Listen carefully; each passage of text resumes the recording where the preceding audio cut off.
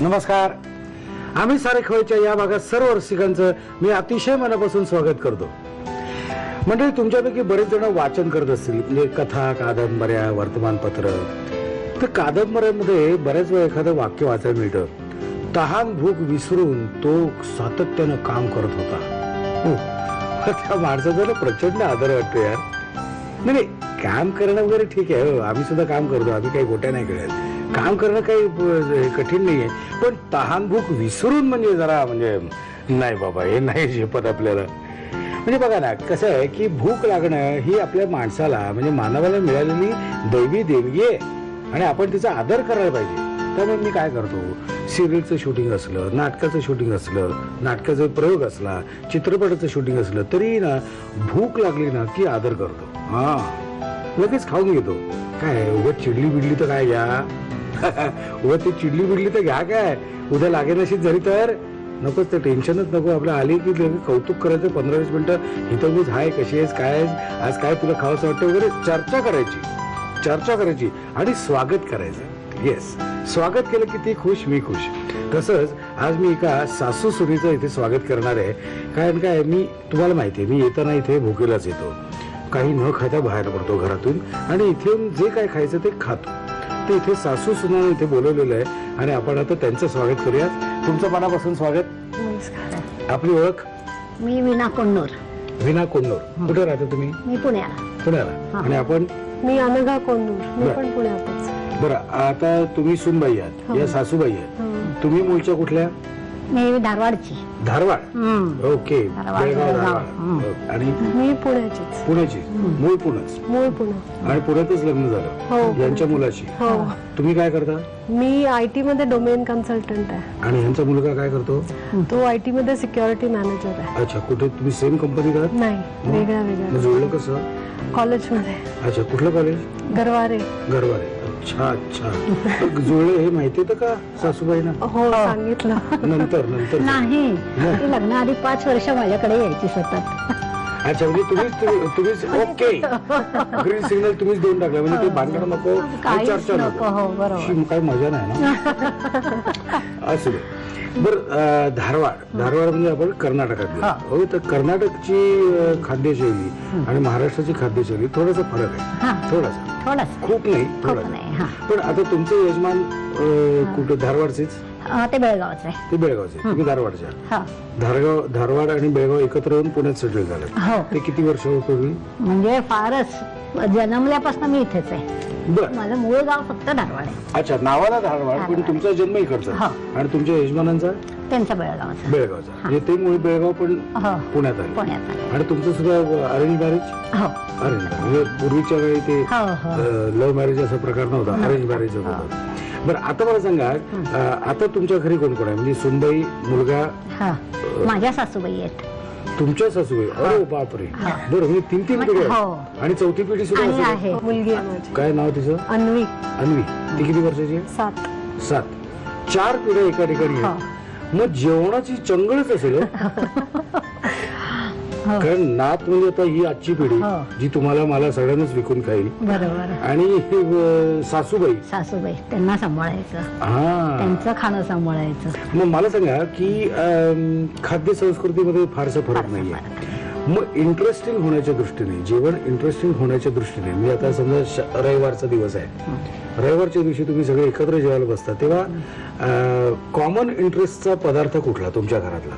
Common interest की आई हे करायलाच पाहिजे, किंवा तू सुद्धा आईच म्हणत असेल, सासूबाई म्हणत आहे आई हेच व्हायला पाहिजे, असा पदार्थ कुठला आहे घरातला जो सासूबाईने सुद्धा आवडतो, तुमच्या तुम्हालाही आवडतो?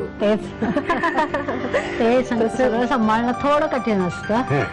तर ठीक आहे, म्हणजे निदान 5-6 जणांना जरी आवडला एखादा पदार्थ, इन्क्लुडिंग नात तुमची, पण तिचे एक वेगळे काहीतरी कौतुक असतीलच म्हणा. हो ना, तेच सांगितलं. ते आजीचे लाड जे आहेत, आजीचे लाड याच्या अंडर काय काय तुम्ही लाड करता तिचे?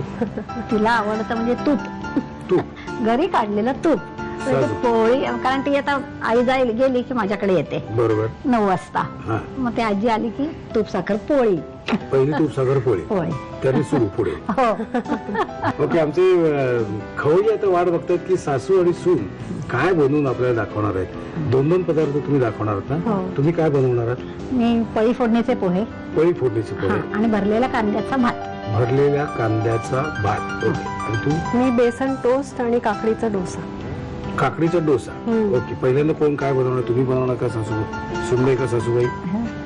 सासूबाई सासूबाई हा? सासू या सासूबाई आपल्या किचन मध्ये आलेल्या आहेत बरं का. खास धारवाडून.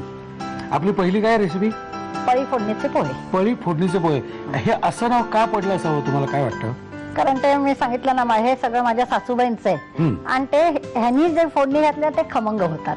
अच्छा म्हणजे हे हा. पूर्वपार चालत आलेलं नाव चालत आहे. आलेलं आहे आणि ते असे पळी फोडणी घालून हाताने कालवायचे म्हणजे त्याला एक वेगळी टेस्ट येते. असं एक हा. म्हणणं आहे आणि पटकन होतं ते. पटकन होतं. ओके पळी फोडणीचे पोहे खास कर्नाटकातले. कर्नाटकात. ओके साहित्य सांगता मला काय काय. हो टोमॅटो हे जाडे पोहे आहेत. हम्म. काकडी आहे. ओके शेंगदाणे आहेत. ओलं खोबरं आहे आणि हे फोडणीचं साहित्य हिंग मोहरी जिरं कोथिंबीर. हा कोथिंबीर आणि ओलं खोबरं वरती घालायला.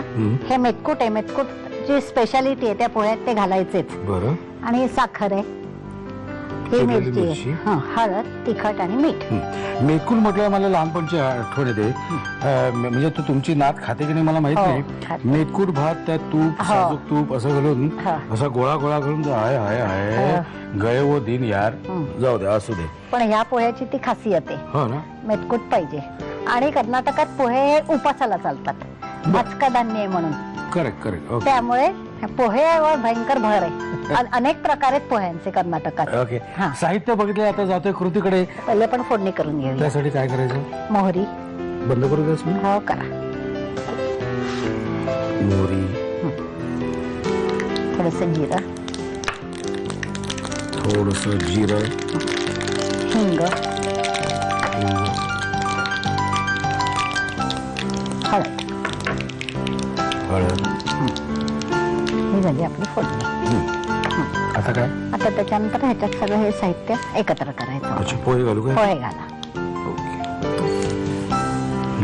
ह्याच्यावर थोडं मीठ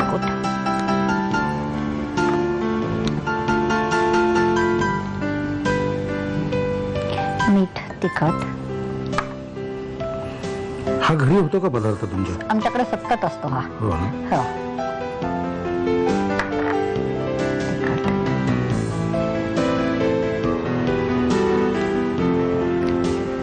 साखर चवीपुरती. मी आपल्याला सहज विचारतो कुतूहल म्हणून सासू सुनेचे चर्चेचे मुद्दे कुठले. मी वादाचे नाही म्हणत आहे. हो. चर्चेचे मुद्दे कुठले असू शकतात. सुनांचेच. सुनांचेच. सासूचे काहीच नसतात. सासूचे काहीच नसतात. बर पण काहीतरी असे चर्चेचे मुद्दे असू शकतात ना. हो ना. आणि असायला पाहिजे त्याशिवाय घर जिवंत आहे असं वाटत नाही. वाटत नाही. काय अजून आता ही काय? फोडणी आपण ह्याच्यावर बरं घालूया. हे सगळं हे नंतर सगळं घालायचं. नंतर आपण घालूया. मिरची हो नंतर घालूया. तर मिरची नाही घातली तर आपण तिखट घातलंय. हो हो हा आपण जरा तिखट करूया ना छान. चालेल ना. हो. मग ही फोडणी घालूया याच्यावर. हो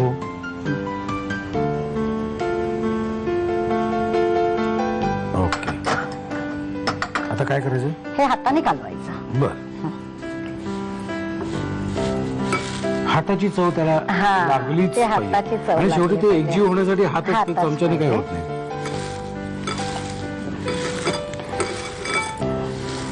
ओके आणि आता हे सुके असल्या कारणाने आपण काकडी टोमॅटो ओला नारळाने ते नरम करणार. बर हा. ओके ओके हं. आता घाल. घालू? हो. आणि दाणे मला वाटतं सगळ्यात शेवटी. हो.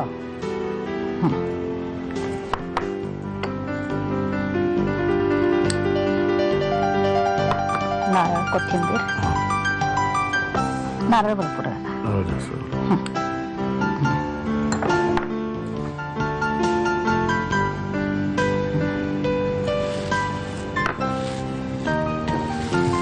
मी आता ह्या 3 गोष्टींमुळे जेवढे ते मऊ होतील ते. हा. कारण ना तिथे ते सांगितलं ना कर्नाटकात हे उपासासाठी वापरतात. म्हणजे गुरुवार असो शनिवार असो सबा दिवस पोह्यावर असतात हे लोक. बर आणि मग ते ओले केलेले नाही चालत नाही त्यांना. निर्लेप पाहिजेत म्हणून असे सुके पाहिजेत. ओके असं एक त्यांचं हे तत्व. हा.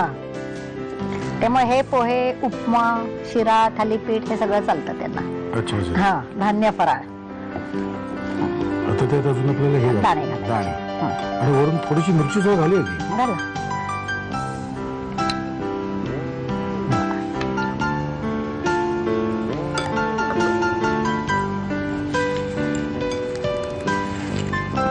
हे दाणे म्हणजे ऍडिशनल आहे बरं. हा, ते दाताखाली यायला पाहिजे हा. म्हणजे त्याची चव वाढते. झालेले आहे. झाले का? हो. बघू का जरा कसं हो, लागतं बघा ते? ना. काय आहे? तुम्ही लिहून घ्या साहित्य आणि कृती.